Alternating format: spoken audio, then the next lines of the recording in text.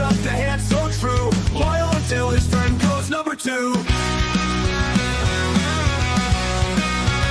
During the heat of the game, it's clear he's a champ when all else disappears. Rally the team with a wink and a cheer. He's the leader that everyone fears. Quickly, it's a real heater. Once my friend, he's a locker room leader. In the chaos, he's the center, turning us into believers. Ladies and gentlemen, it is once again that time. It is Monday night. It is 7 p.m. And that means it's time for the Turnbuckle Affiliation Program to bring you the Locker Room Breakdown. I am OM Dynamic. Bubba Duke is once again on assignment this week. And we are coming hot off the heels of Saturday night's main event this past Saturday. And what a heck of a show it was. 2 matches there that we will cover a little bit later on. Really helping change the landscape of Monday Night Raw, and we will cover all of that as we get into the preview portion of the show a little bit later on. Last week was truly a Raw to remember in the go-home show for Saturday night's main event. And did they ever deliver? There were matches that really stood out. There were matches that maybe fell a little bit flat. I'm not sure. Matches where I put pressure on one competitor to really carry the flow of the match over the other. But ladies and gentlemen, I digress. Let's get right into it. As last week, we knew that there was a 20-man battle royal the previous week, which Jey Uso won to determine CM Punk's challenger for the vacant World Heavyweight Championship. And we started off with a face-to-face between CM Punk and Jey Uso. And I got to be honest with you, this promo started off phenomenally. And then for me, it fell a little bit flat. Jey Uso, of course, came out first, came down through the crowd, yeeting with everybody, and came out on his own. CM Punk did come out afterwards. CM Punk really shows why he is a master of the pipe bomb on that stick and really delivered a lot of intrigue, a lot of build-up for Jey. Propping him up, elevating him to that next level status and that main event caliber status. All for Jey to sit there and say 4 letters, 1 word, yeet, and then a screw you. Jey, you blew it. You blew it. You dropped the ball on the promo. There was no issue between the two of you. You could have given back some respect to Punk. CM Punk, thank you for delivering that promo. It was masterful. It was wonderful. But Jey Uso blew it in that promo. I won't say it ruined the segment, but it certainly didn't do any favors. It certainly didn't overly hype me up for the match this past Saturday. Was I expecting a little bit more? Yes. Did I expect Jimmy to come out and maybe make his voice heard? Yes. But I'm glad we didn't get that either. This needed to be between the two who were competing for the title, not getting everyone else involved. Up next, we went to the number 1 contenders match for the Intercontinental Championship, Penta versus Rusev. We here at the Turnbuckle Affiliation Program all were speculating how this was going to end. and we all called it, saying it was going to be a disqualification finish, count out finish, whatever, leading to a triple threat match. Penta and Rusev absolutely delivered in the opening contest of Raw. Usually a spot we prefer to see the women in so that they can really, really set the tone for the show, because the women step up and deliver. But this match, ladies and gentlemen, this was incredible. Penta and Rusev absolutely blew the roof off the place. This was an amazing, incredible match. Penta's athletic ability, Rusev's sheer power, it was fantastic. And then we got what we expected. It wasn't Dom interfering. It wasn't Judgment Day interfering. But it was Los Americanos interfering, which was something that I did bring up last week to the guys. And it got us exactly what we were expecting, which was that triple threat match at Saturday night's main event. What I found funny was that afterwards, Rusev and Penta were standing tall in the ring, even though they looked like they wanted to take each other's heads off. They stood tall after chasing off Los Americanos. Where do we go from here? Like, do we continue a Penta-Rusev rivalry? Do we branch them off into different directions? Or do we get Penta and Rusev as a team to take on Los Americanos? Personally, I'm thinking a one-off, and now I think you need to actually move both Rusev and Penta away from the Intercontinental Championship picture, at least for the time being. I think you've got a lot of time in the next 6 months between now and WrestleMania to get either one of them back to that picture or move them further on.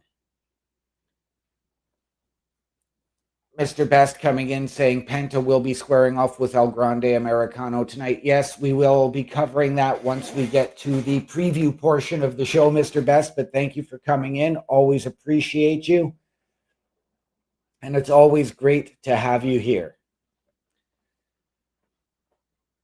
But yeah, ladies and gentlemen, it is time to move away. Let's get Penta something meaningful, get him a meaningful storyline, even if it means moving him to SmackDown and potentially reuniting him with his brother, or moving his brother to Raw as backup. I think it's time to move Rusev off of the Intercontinental Championship. Again, something we will focus on, which was an announcement made on Saturday night's main event for next Monday. And we will cover that a little bit later on. Up next, Nikki Bella and Roxanne Perez. This match, Roxanne, you absolutely lived up to my expectations. I know here on the show, I personally said Roxy needs to elevate this match because Nikki is still a step slower than what she used to be. And I realize that part of that is with age. Part of that is a lack of in-ring in the last year since she's been back. Roxanne had to work to Nikki's pace, which didn't do her any favors, unfortunately. It really, really slowed the match down. And again, I don't want to say the match fell flat, but it was not as good as it should have been. And I really wish in this situation, when you've got somebody like Nikki Bella back, give her something more than just a match or two every other month. If you really want her to showcase what she can do and what she can bring for the women's division, give her something meaningful. And I'm not saying put her in the ring with a Becky Lynch again or a Stephanie Vicaire to challenge for a title, but give her something meaningful. Let her get involved in the matches. And I'm going to say this now, please, WWE, we've got 26 days until War Games. Please don't put her in there. Please. But we need something more to really elevate and step Nikki up and get her back to in-ring speed. Roxanne did come away with the victory in this match, as I expected she would. Afterwards, of course, Raquel got involved, but Stephanie Vicaire did come out to make the save so that we weren't going to get the 2-on-1 beatdown of Nikki Bella. And I am okay with that. But again, please give Nikki Bella something a little more prominent. Get her in the ring that little bit more.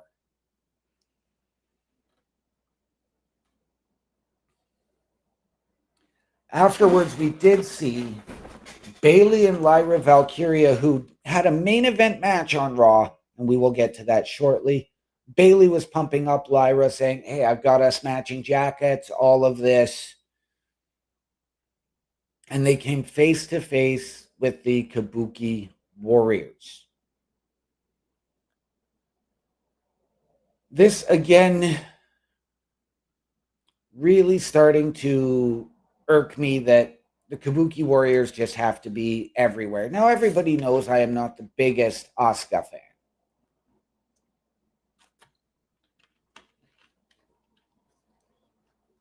But they are everywhere and they are in everyone's business. And I mean, they are a talented team, don't get me wrong. But this was a situation that had nothing to do with them. They could have saved what they were doing until this week. They didn't have to do it last week and try and cram. In this situation, I'm going to say 10 pounds of potatoes into a 5-pound bag. Thank you, Jimmy Corderas, for that reference. I'm going to borrow that from you. It's just getting to be a little too much for me with the Kabuki Warriors. It was intriguing, though, because the Kabuki Warriors saying they should have that tag team title match. No, they really shouldn't, because they haven't won it. They haven't earned number one contender status yet. If you want to earn it, go out there and beat the teams. Face the Lyras and Baileys. You've faced Rhea and Io, but face Roxanne and Raquel. Then maybe go out there and start issuing challenges once you've actually stepped up. Nobody's ready for Asuka. I'm tired of Asuka. We also did have an earlier segment of LA Knight in the back in an interview saying he's got next for whoever came out of the match between CM Punk and LA Knight at Saturday night's main event. Calling his shot. And good for LA. It's about time, and I hope that the WWE actually puts him up into the title picture, not just keeping him on the outside looking in. It is about time they did something with what he delivers. If I had to rate the best on the mic, you go CM Punk number 1 on Raw, LA Knight number 2, but it is a very, very close race. LA Knight is going to deliver the next pipe bomb, mark my words. And I wouldn't be surprised if we see and hear that tonight. But we did get LA Knight versus Braun Breaker. Again, ladies and gentlemen, this is something that has been going on since just after WrestleMania, and you've had LA Knight's issues with the Vision. You've had Roman Reigns, CM Punk, Jey Uso, all of it. We've seen this match. It's getting to me to be to the point where it's just getting to be too much. Again, I don't think that this was a match we needed. We've seen LA Knight versus Braun Breaker. We've seen LA Knight versus Bronson Reed. We saw LA Knight versus Seth Rollins before Seth Rollins' injury. We have seen this go back and forth time and again. We've seen LA Knight, CM Punk, and Jey Uso team up to take on the Vision. What more do we need?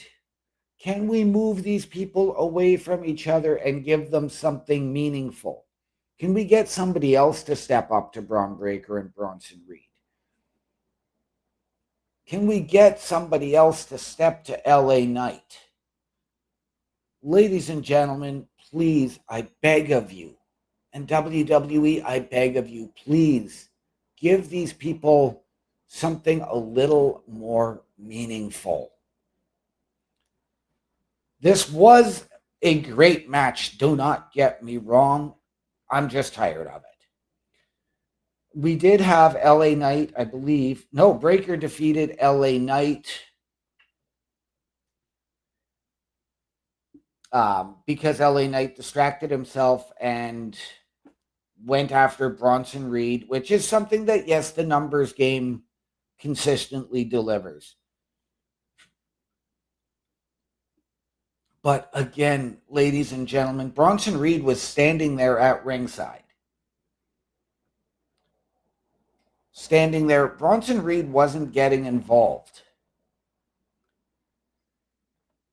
So what was the point in targeting him other than to distract yourself, to give an up-and-comer like Braun Breaker that win, and catapult Braun Breaker now above you, LA Knight? And that is exactly what you did. You put Braun Breaker above you on the ladder for the title.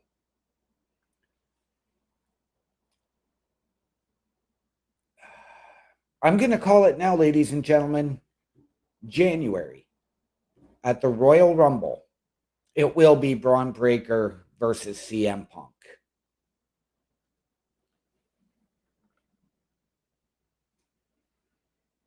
After this was when we had Adam Pearce get into Dom's face saying, no, you know what? You had the Americanos interfere on your behalf. Now you get both Penta and Rusev on Saturday night at Saturday night's main event for the Intercontinental Championship in a triple threat match.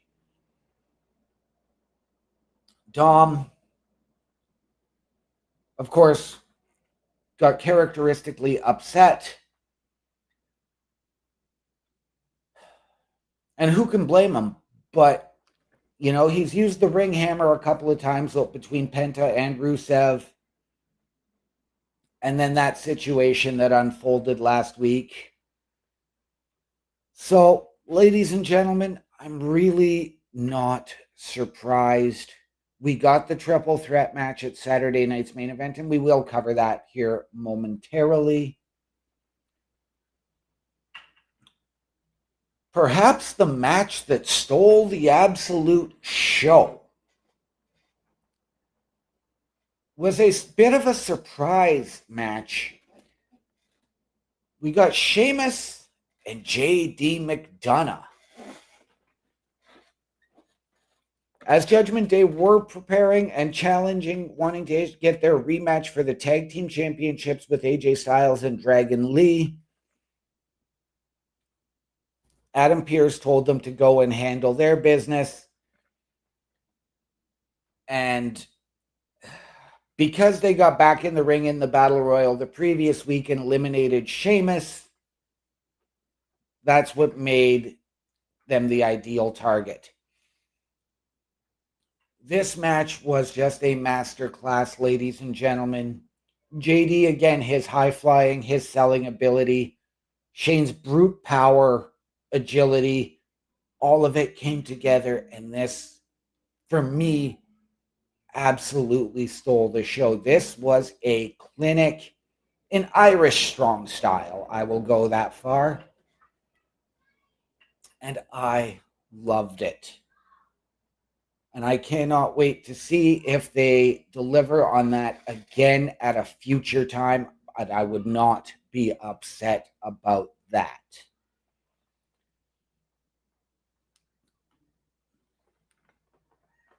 We've noticed, though, that ever since the incident JD had about 6-8 months ago when he did the moonsault to the outside and hit the announce table, he's been doing that moonsault on the opposite side of the ring into the entrance ramp, and I don't blame him, ladies and gentlemen. That was a brutal, brutal bump. But, I mean, good on JD. I mean, he steps in and he delivers each and every week. And ladies and gentlemen, can we get him into the Intercontinental title picture, please? Can we get a JD versus Dom? If you're going to give me another Dom triple threat for the Intercontinental, let it be JD versus Finn versus Dom. That's the next logical step for me that I want to see.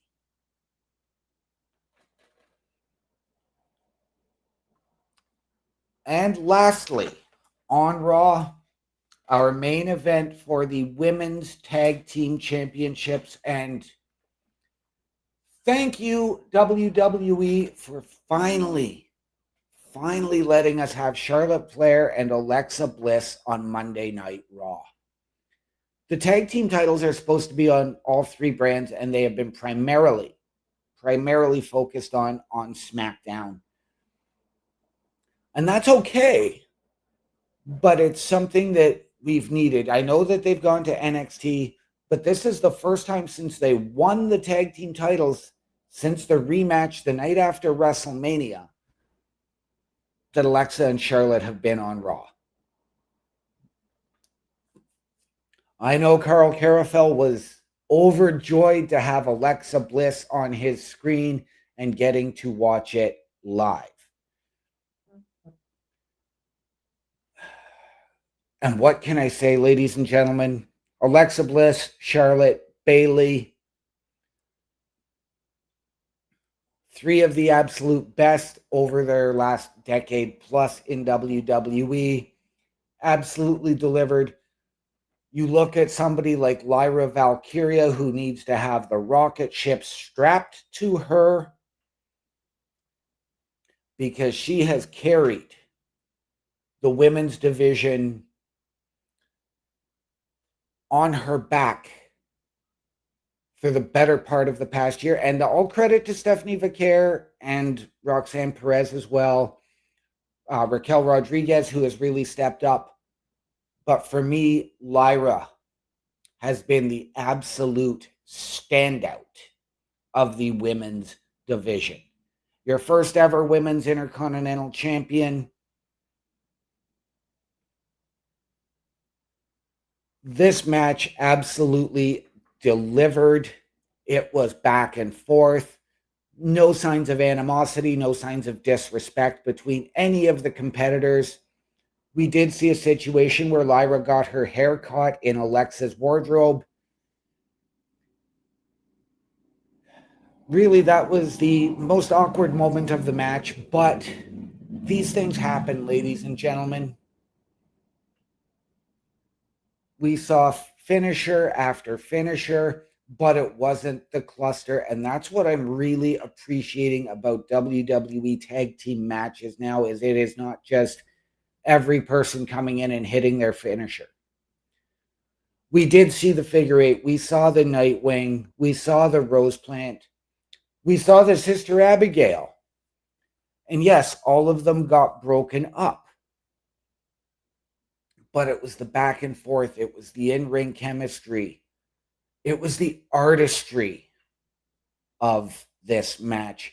Yes, Charlotte Flair and Alexa Bliss retained, but these four women showed why the women's division sets the tone for WWE each and every week. Ladies and gentlemen, we are going to discuss Saturday night's main event here now. Very, very quickly, I want to touch on it. We saw Dominic Mysterio retain the Intercontinental Championship in that triple threat match, using whatever means necessary. Penta was locked in the accolade from Rusev when the ring bell rang. And I even asked, is this the Salt Lake City Screwjob? No, it was Dom ringing the bell, making Rusev believe he had won. But it didn't happen. Penta and Rusev were still able to battle it out, but Dom did come in, hit the 619, hit the splash, and pick up the victory.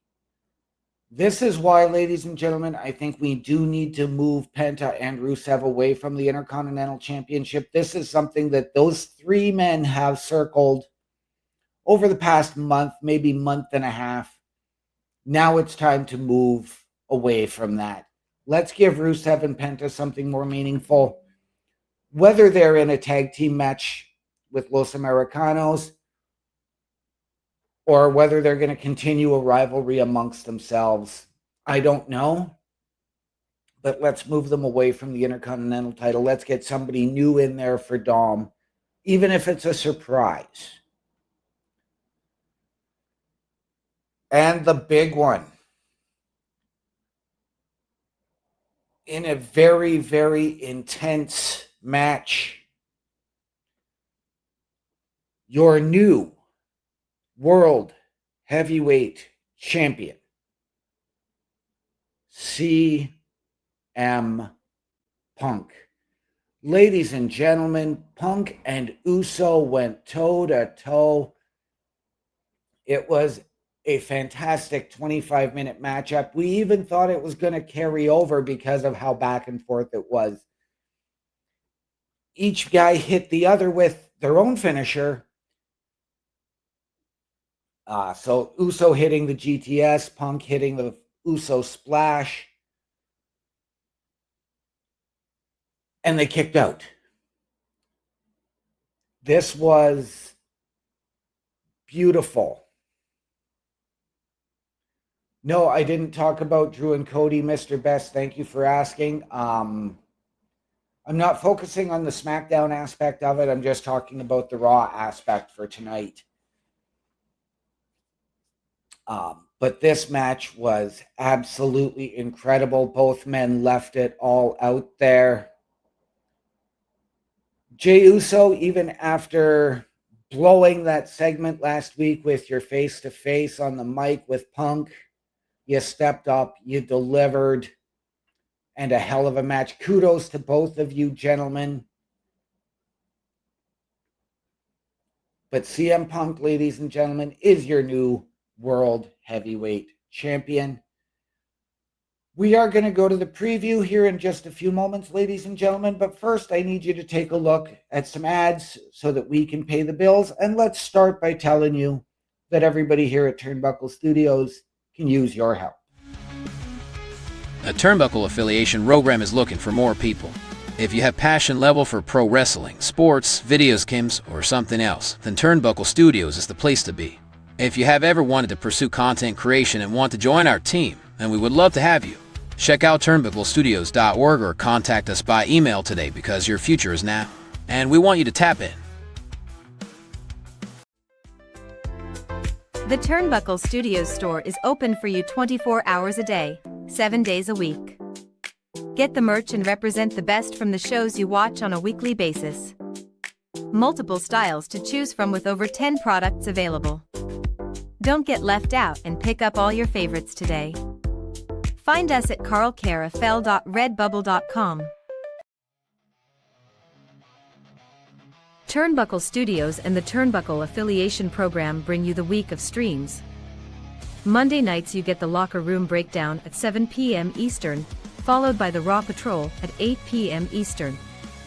Tuesday brings you the flagship show, Turnbuckle Talk, at 8:05 p.m. Eastern. Wednesday we play games with the PlayStation Showcase at 8 p.m. Eastern. Thursday we go TNA when we brace for Impact at 7:55 p.m. Eastern. Friday we secure all details as we answer the call for the SmackDown security detail at 8 p.m. Eastern. The weekend brings you Saturday Night Gaming at 8 p.m. Eastern.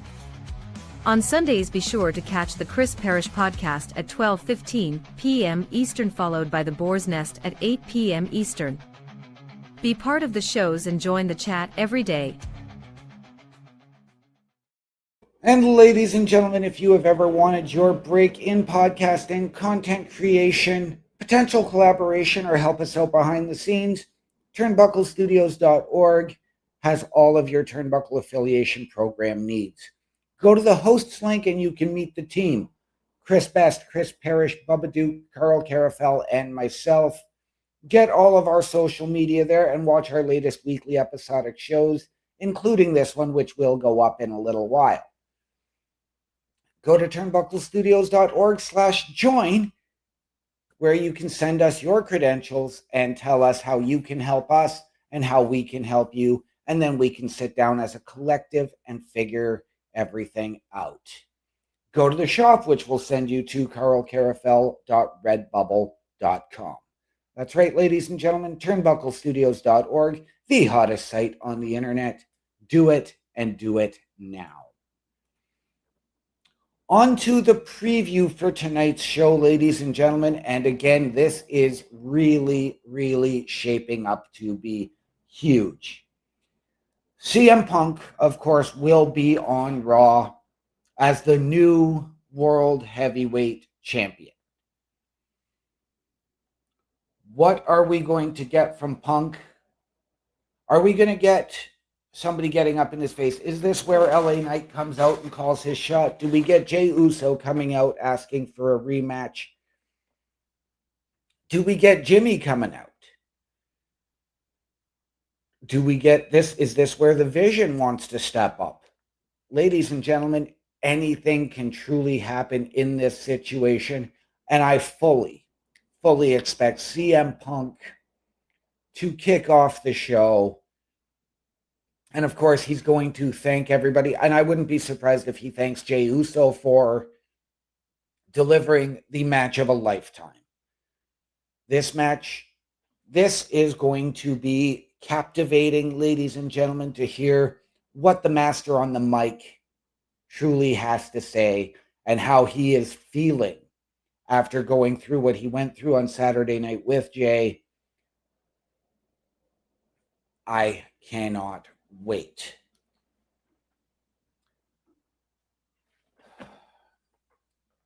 I asked for it. I did. I asked for it, and I am getting it. A little bit more Nikki Bella. We are getting another match with Nikki Bella tonight, which I'm hoping is going to allow her to regain some speed, as she will be teaming with Stephanie Vaquer tonight to take on the Judgment Day, Raquel Rodriguez and Roxanne Perez. Nothing on the line. This is just a match of honor and pride. I need Nikki Bella to really step up in this match. This cannot be on Stephanie to carry and then let Nikki get the hot tag. This needs to be Nikki taking the beating and getting Steph the hot tag. This needs to be on Raquel and Roxanne to carry the pace of this match and get it up. I know that as the heels, it's their job to slow it down, but they need to get this match moving a little bit quicker so that you can get Nikki moving and get her those reps. But ladies and gentlemen, we do need Nikki Bella to truly step up and deliver what made her a Hall of Famer in the first place. I hope that this match is better than I'm going to perceive it to be. And I'm sure it will be because of Raquel, because of Roxanne, and because of Stephanie Vicaire. But we need that involvement and the step up from Nikki. She needs to deliver tonight for me. Otherwise, you may as well put her in purgatory. This is a heavy, heavy tag team night tonight. We are going to get a World Tag Team Championship rematch as AJ Styles and Dragon Lee. I'm sorry. AJ Styles and Dragon Lee. I called them AJ Lee. Dragon Styles, whatever you want to call them, will defend against Finn Balor and JD McDonough. I am expecting, as we saw 2 weeks ago when Judgment Day lost the titles, I am expecting this match to be absolutely off the charts.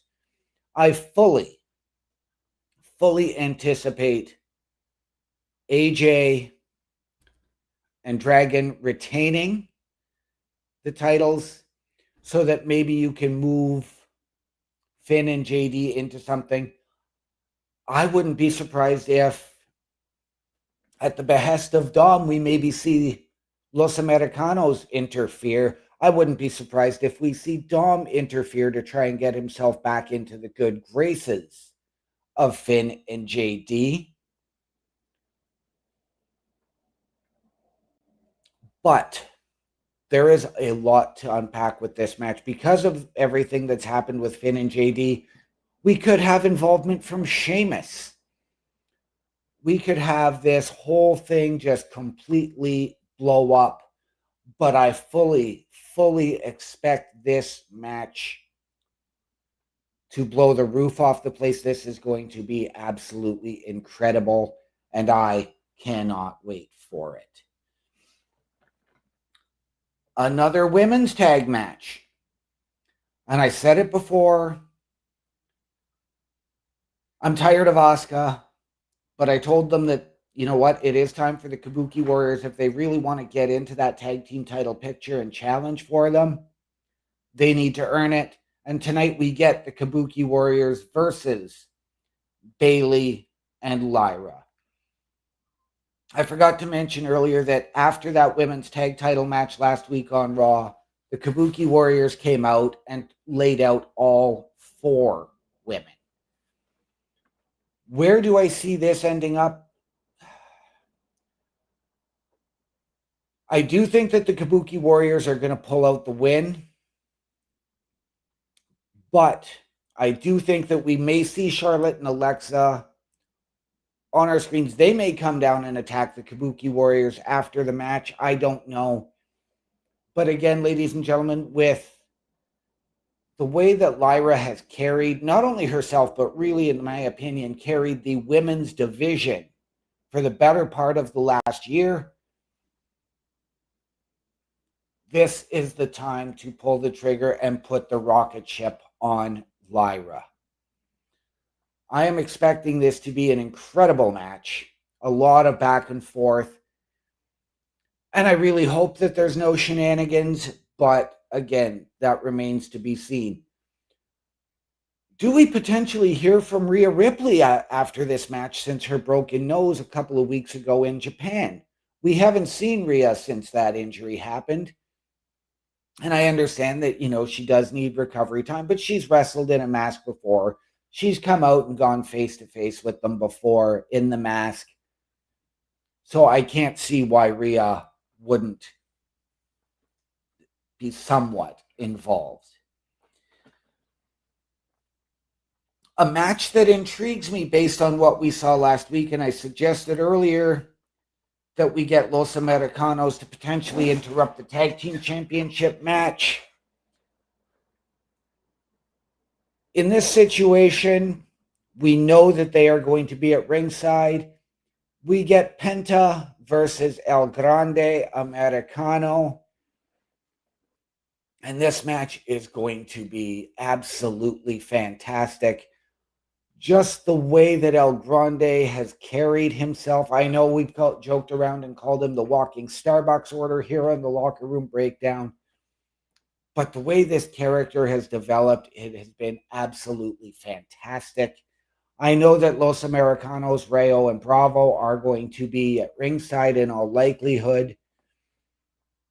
Again, though, I would not be surprised to see Rusev make his presence felt in this match. Again, whether he attacks Penta, whether he wants to go out and neutralize Los Americanos.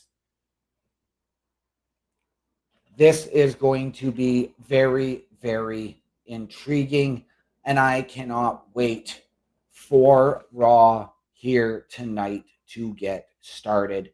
Again, ladies and gentlemen, I'm fully expecting we are going to hear from CM Punk to open the show. But where do we go from there? With that being said, ladies and gentlemen, I'd like to thank you all for joining me here tonight. And if you, I apologize.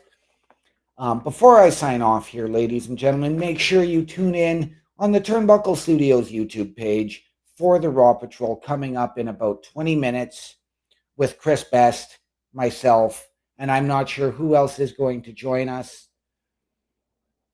And always remember, the world is better with you in it.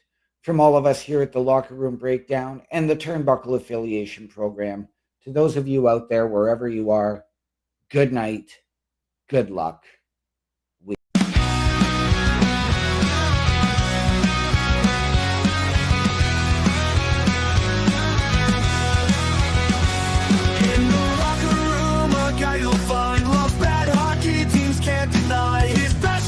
Up the hand so true, loyal until his friend goes number 2.